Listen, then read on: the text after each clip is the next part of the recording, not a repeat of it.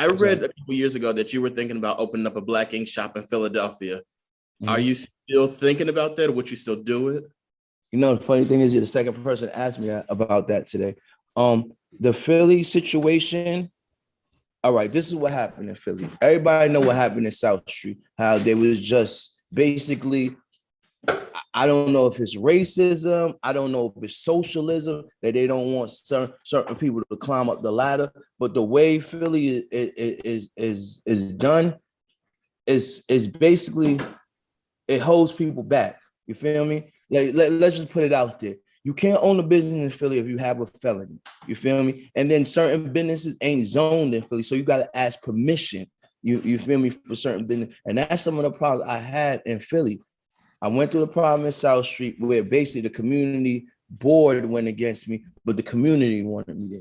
But because the board didn't approve, I had to go to the city. The city approved, but then got threatened from another tattoo shop that didn't get approved, that they was going to sue the city if they approved me. So what happened was they shut mines down.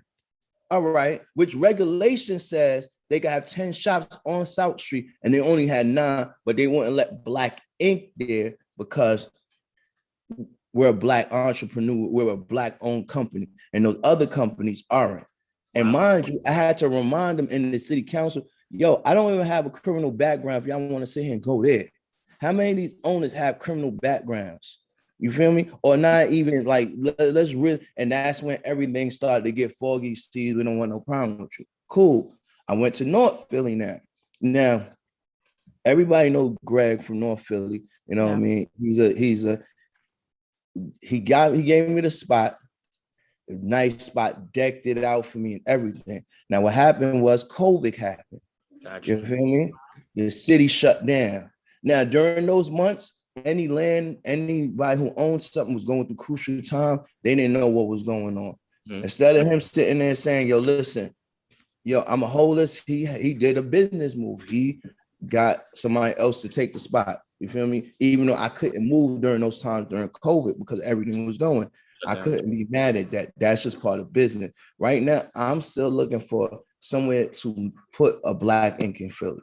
And it's just so hard with Philly because I mean, honest with you, I've never got any pushback from any other city like Philly.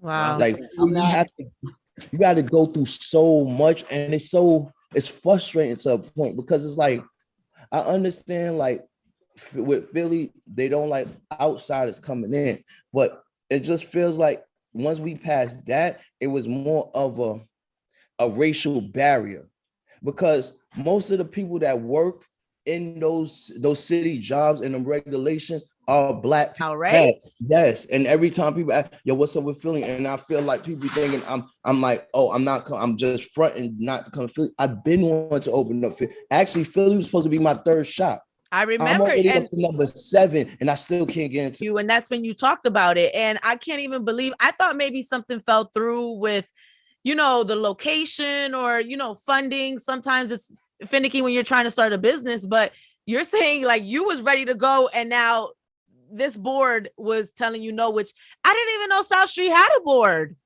Exactly. A lot of people don't know South Street have a board. When you see this board of representatives, you like, hold on.